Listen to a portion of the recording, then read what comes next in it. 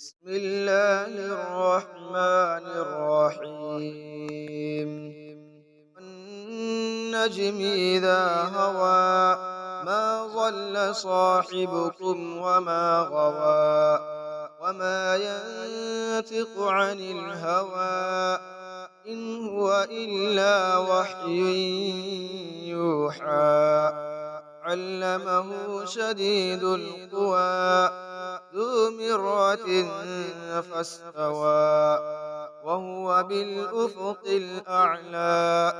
ثم دنا فتدلى فكان قاب قوسين أو أدنى فأوحى إلى عبده ما أوحى. ما كذب الفؤاد ما رأى أفتمارونه على ما يرى ولقد رآه نزلة أخرى عند سدرة المنتهى عندها جنة المأوى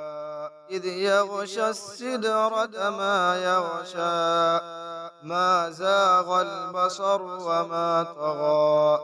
لقد رأى من آيات ربه الكبرى أفرأيتم اللات والعزى ومناة الثالثة الأخرى ألكم الذكر وله الأنثى تلك إذا قسمة ضيزى إن هي إلا أسماء سميتموها أنتم وآباؤكم ما أنزل الله بها من سلطان إن يتبعون إلا الظن وما تهوى الأنفس ولقد جاءهم من ربهم الهدى أم للإنسان ما تمنى ولله الآخرة والأولى وكم من ملك في السماوات لا تغني شفاعتهم شيئا إلا من بعد أن يأذن الله لمن يشاء ويرضى إن الذين لا يؤمنون بالآخرة ليسمون الملائكة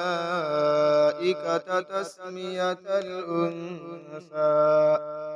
وما لهم به من علم إن يتبعون إلا الظن وإن الظن لا يغني من الحق شيئا فأعرض عمن تولى عن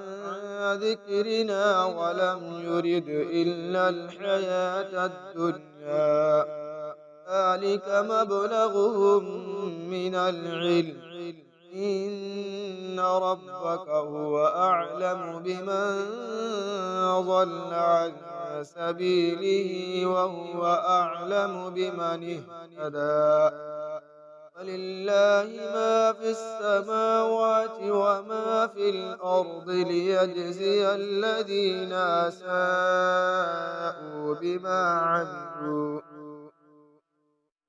بما عملوا ويجزي الذين أحسنوا بالحسنى الذين يجتنبون كبائر الإثم والفواحش إلا اللمم إن ربك واسع المغفرة هو أعلم بكم إذ أنشأكم من الأرض وإذ أنتم أجنة وفي بطون أمهاتكم فلا تزكوا أنفسكم هو أعلم بمن اتقى أفرأيت الذي تولى وأعطى قليلا وأكدى أعنده علم الغيب فهو يرى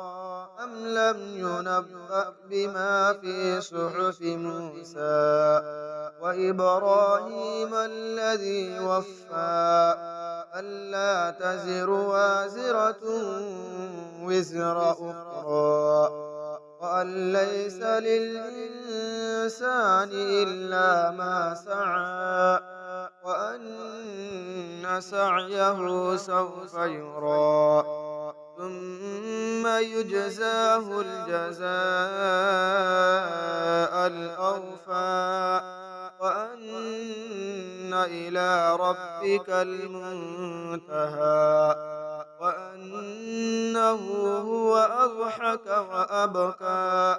وأنه هو أمات وأحيا وأنه خلق الزوجين الذكر والأنثى من نطفة إذا تبنى وأن عليه النشأة الأخرى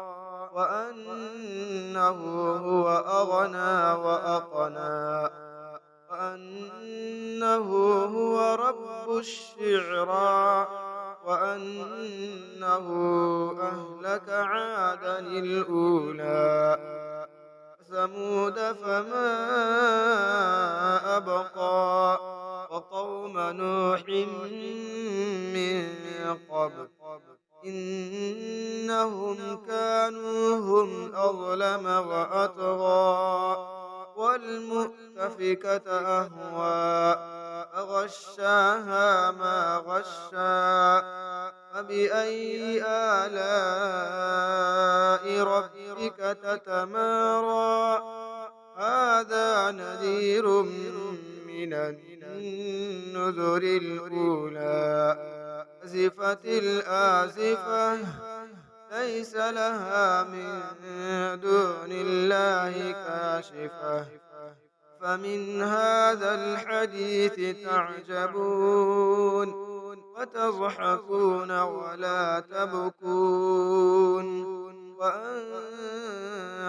سامدون فاسجدوا لله واعبدوا